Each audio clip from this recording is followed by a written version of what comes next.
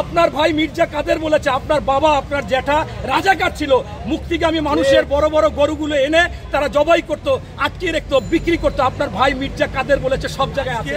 কিছু দেশি বিদেশি ষড়যন্ত্রকারীরা গণতন্ত্র নষ্ট করতে চায়। আরে গণতন্ত্র তো আপনারা সেই 75 সালে একবার হত্যা করেছেন, এরপর বর্তমানে তো গণতন্ত্র নেই, ভোট অধিকার নাই, কোনো কিছু মানুষের বাক স্বাধীনতা নাই।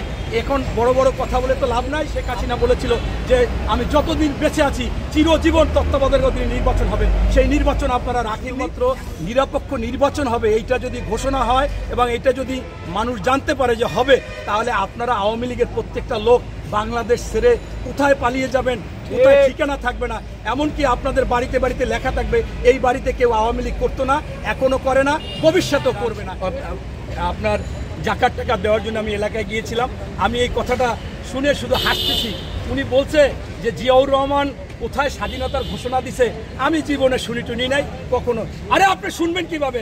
আপনার ভাই মির্জা কাদের বলেছে আপনার বাবা আপনার জ্যাঠা রাজাকার ছিল, মুক্তিগামী মানুষের বড় বড় গরুগুলো এনে তারা জবাই করতো, আটকে রাখতো, বিক্রি করতো। আপনার ভাই মির্জা কাদের বলেছে সব জায়গায় আছে। আপনার চাচা আপনার বাবা তো রাজাকার, আপনি তো রাজাকারের সন্তান। আর আপনি যদি সেই সময় যদিও এই আওয়ামী লীগের কমিটিতে থেকে থাকেন, তাহলে আপনি ওপার চলে গেছিলেন, ওপার গিয়ে লাল সাদা পানি খেয়েছেন এবং উচ্চ পতিতাতলায় ছিলেন আপনারা, এরকম বিভিন্ন জায়গায় কথা আছে।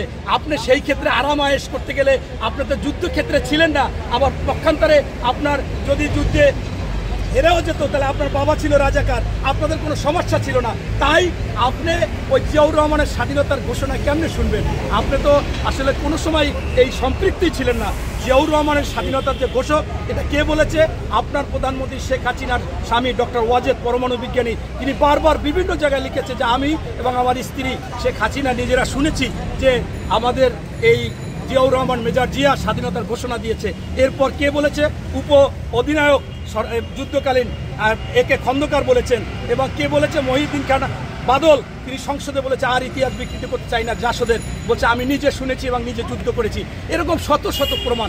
তারপরেও আপনারা বলবেন এটা স্বাভাবিক, আপনারা তো এটা করতে পারেননি, এই জন্য আপনাদের খুবই যন্ত্রণা। পাশাপাশি উনি আরও বলেছে যে আজকে কিছু দেশি বিদেশি ষড়যন্ত্রকারীরা গণতন্ত্র নষ্ট করতে চায়। আরে গণতন্ত্র তো আপনারা সেই 75 সালে একবার হত্যা করেছেন, এরপর বর্তমানে তো গণতন্ত্র নেই, ভোট অধিকার নাই, কোনো কিছু মানুষের বাক স্বাধীনতা নাই।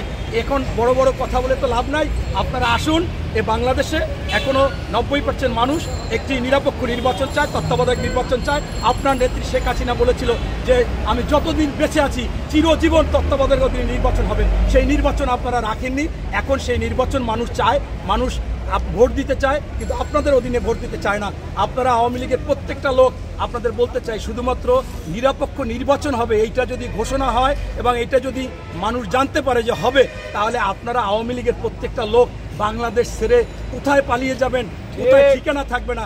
এমনকি আপনাদের বাড়িতে বাড়িতে লেখা থাকবে এই বাড়িতে কেউ আওয়ামী লীগ করতো না, এখনো করে না, ভবিষ্যতেও করবে না। এটা হলো স্পষ্ট কথা। কারণ আজকে 90% মানুষ আপনাদের মুখ ফিরিয়ে নিয়েছে। আপনারা নিজেরাও নৌকা আপনারা বর্জন করেছেন। কীরকম? আপনারা দেখেছেন নৌকায় ভোট দেয় না, এই জন্য ডামি সামি করেছিলেন এবং স্থানীয় সরকার নির্বাচনে আপনাদের মার্কাই আপনারা নিজেরা বর্জন করেছেন, উঠিয়ে দিয়েছেন। আপনারা জানেন যে আপনাদের ভোটার নাই। ধন্যবাদ।